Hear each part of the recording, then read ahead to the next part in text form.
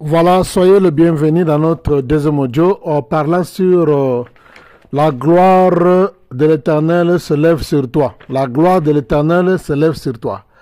Nous sommes en train de parler sur, bien sûr, nous sommes en train de parler sur, comment dirais-je, sur le contexte messiatique qu'Ésaïe avait écrit, comment dirais-je, ces textes que nous sommes en train de lire ici, dans son chapitre 60 du verset 1er au verset 7 que nous sommes en train de lire. Nous allons comprendre clairement, comme je le disais là, quand Ésaïe parle en termes de lumière, il parle en termes de la connaissance de la parole de Dieu.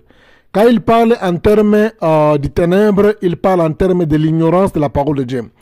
Bien-aimés dans le Seigneur, les ténèbres, c'est l'image de l'ignorance, là où il n'y a pas la connaissance profonde de la parole de Dieu.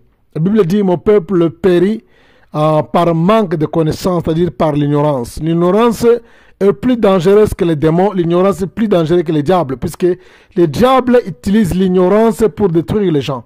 Les diables travaillent 24 heures sur 24 pour s'assurer que les gens restent dans l'ignorance de la parole. Ils empêchent les gens et ils veulent en ce que les gens restent dans l'ignorance de la parole de Dieu afin qu'ils puissent continuer à les détruire, à les utiliser. Voyez. Donc, c'est pourquoi nous avons expliqué clairement que dans Ésaïe chapitre 9, le verset 1er, la Bible est en train de parler sur l'apparition de Jésus. Alors, le Seigneur, comme je l'avais dit dans la séance de la Pentecôte, le Seigneur vivait dans Nazareth. Marie a reçu l'ange de Dieu à Nazareth. L'ange Gabriel, quand il est apparu à Marie, c'était à Nazareth. L'ange est apparu, l'ange Gabriel est apparu, Marie vivait à Nazareth. C'était ça sa ville natale, elle vivait là-bas. Même si elle est allée donner naissance à Bethléem, après avoir passé à Jérusalem le 7e jour pour consacrer le Seigneur, il est retourné à Nazareth. C'est pourquoi la Bible dit, Jésus sera appelé le Nazaréen. Il est rentré à Nazareth là où il vivait. Mais il est arrivé à un moment donné que Jean-Baptiste était arrêté. Quand Jean-Baptiste était arrêté, quand le Seigneur a appris ça, le Seigneur a déménagé. On parle de déménagement. La Bible dit qu'il a déménagé à Nazareth.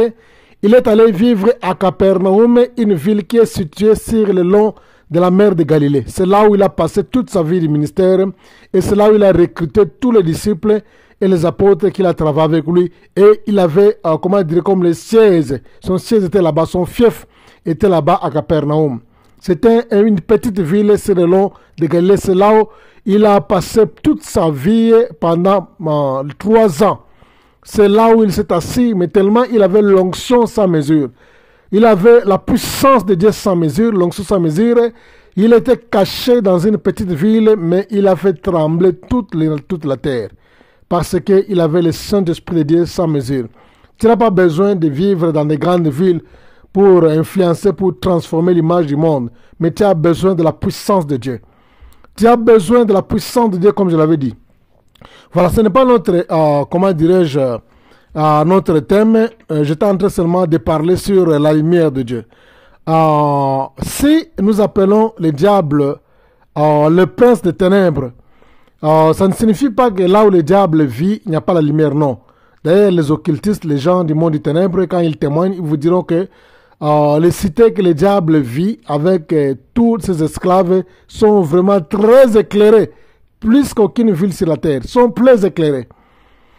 Ce sont des cités qui ont l'électricité, qui ont 24 sur 24, la lumière ne s'éteint point. Des cités là qui seront consumées par le feu de Dieu. Mais quand on parle des princes des ténèbres, on parle en termes de l'ignorance. Le diable ne vit pas dans le monde des ténèbres que vous appelez monde des ténèbres. Ça ne signifie pas que là-bas il n'y a pas de lumière. Non, non, non, non, non. On parle du monde des ténèbres dans le sens de l'ignorance. C'est le monde qui utilise l'ignorance pour détruire les gens. Le diable, l'instrument, l'outil que le diable utilise pour détruire les gens, c'est l'ignorance. L'ignorance, le diable t'empêche d'avoir la connaissance de la parole de Dieu, afin que tu vives dans l'ignorance, alors qu'il viendra te cribler comme un fromage. Voyez, c'est tellement important. Le diable a toujours eu peur. La peur du diable est que les gens parviennent à la connaissance de la parole de Dieu. Il empêche les gens. Quand quelqu'un prêche la parole de Dieu, il y a les gens qui sont dans l'église, les audiences, les gens qui dorment là-bas. L'ennemi, parfois, il est là. Il veut en ce que les gens, quand quelqu'un, il veut que les gens restent endormis. Les gens vivent dans l'ignorance, ils restent dans l'ignorance. Il ne veut pas que les gens soient éclairés par la parole de Dieu. Voilà un peu ça. Alors, c'est un peu ça. Nous sommes en train de parler sur, on va expliquer maintenant, parler sur un peu la gloire. Avant que nous puissions parler sur la gloire, je voudrais un peu faire un pas sur Ésaïe 9.1. On a dit que le peuple des Zabulon et de Nephtali, ceux qui étaient assis sous l'ombre du ténèbre, ils étaient assis sous l'ombre de la mort, du ténèbre, de l'obscurité, ils ont vu la lumière paraître. Quelle est la lumière qui est apparue? C'était Jésus. Qui est Jésus? C'est la parole de Dieu. Donc, la lumière qui est apparue à Zabulon et à Nephtali, à Capernaum, c'était l'image du Seigneur.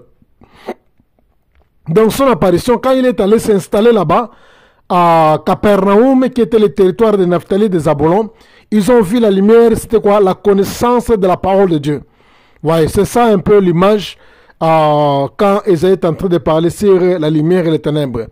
Maintenant, nous parlons un peu sur la gloire. Qu'est-ce que signifie la gloire? La gloire, c'est un terme qui est vraiment royal, roi, royal. La gloire, c'est un terme qui est royal. Un président de la République n'a pas la gloire. La gloire, c'est un terme qui est purement réservé qu'au roi. Au roi, le roi, le roi. Le roi a la gloire. Le président, on appelle son éminence. On appelle son excellence le président de la République. Mais le roi n'est pas son excellence. Le roi est sa majesté. La gloire est réservée au roi. La gloire, c'est un terme qui est vraiment purement royal. La gloire, la gloire. La gloire signifie rien d'autre que la richesse et l'ensemble de l'influence du roi qui est mesuré par une richesse. L'ensemble de l'influence du roi qui est mesuré par la richesse. La gloire qu'on appelle kabot en hébreu et en grec on appelle ça doxa. Signifie quoi? L'influence de la richesse des rois. La gloire d'un roi est mesurée. La gloire du roi est mesurée par sa richesse.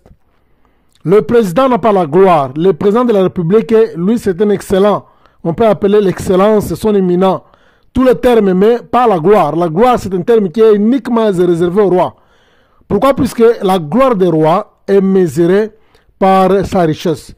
Plus que le roi a beaucoup de richesse, plus qu'il a beaucoup d'influence, il a beaucoup de gloire. Plus que le roi a beaucoup de territoire qu'il contrôle, plus qu'il a beaucoup de richesse, plus qu'il a beaucoup de gloire. Et retenez ça bien. Vous allez remarquer dans l'époque coloniale, pourquoi les rois européens venaient s'emparer des territoires africains, asiatiques, partout, puisqu'ils voulaient avoir plus le contrôle de territoire et plus de richesse. Ils voulaient accroître leur gloire, leur influence. Ils voulaient avoir beaucoup de richesses. Puisque les rois avaient beaucoup de richesses, puisqu'ils avaient beaucoup de gloire. C'est ça. Donc, la gloire d'un roi est mesurée par la richesse. Quand on parle d'un terme de la gloire n'est pas ce que nous appelons la fumée. Non, non, non. La fumée n'est pas la gloire. La gloire, dans le vrai terme, signifie la richesse, l'abondance, la bénédiction, la prospérité d'un roi. C'est ce qui détermine la richesse. Vous allez voir, il y a deux aspects ici. Le premier aspect, on va parler d'abord en termes d'un roi. Dans un pays qui est dirigé par un régime royal, si le roi s'enrichit, le peuple est vraiment dans la joie. Je vous dis, quand un roi devient riche, de plus en plus riche, son peuple est ravi de joie. Mais dans un pays qui a un régime présidentiel, quand le président devient riche, il continue à acheter des concessions, il achète comme des propriétés, il s'acquiert des richesses, le peuple se fâche. Et la question qui vient dans la tête de chacun, où est-ce qu'il a eu cet argent-là? Jusqu'à tel point, on peut l'amener dans le parquet, dans la Cour suprême. Il doit justifier comment il a acquis cette richesse-là en comparant par rapport à son salaire. Tu vois, donc nous avons des aspects ici pour dire que la gloire n'est pas réservée à un président. Un président, il est surveillé, il est très limité, mais la gloire est réservée au roi. Tandis que dans un royaume, si le roi devient de plus en plus riche, ce roi est acclamé par le peuple. Il est beaucoup aimé par le peuple. Il est beaucoup exalté par le peuple. Ce n'est pas comme un président qui devient riche. Maintenant, tout le monde se fâche. Il doit donner des explications dans les parquets, dans la Cour suprême. il va expliquer d'où vient cet argent-là, tout le monde va se fâcher.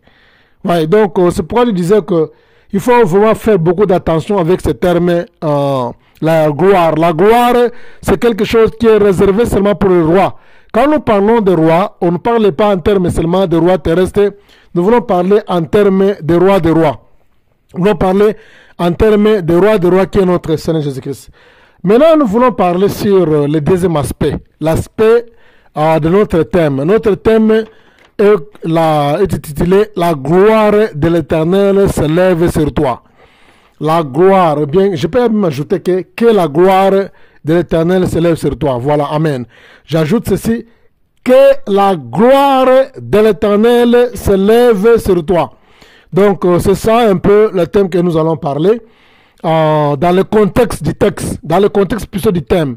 Pas dans le contexte du texte, mais dans le contexte du thème. La gloire, eh bien, la gloire, que la gloire de l'Éternel, c'est comme un souhait, que la gloire de l'Éternel Dieu se lève sur toi. Nous avons décrit en détail que signifie la gloire. Nous avons quand même une image sur la gloire de Dieu. Quand je dis la gloire de Dieu est réservée seulement dans le domaine royal, et nous, personne d'entre nous, nous ignorons que nous aussi, tant qu'enfants de Dieu, nous sommes dans le domaine royal. Nous sommes dans le domaine royal.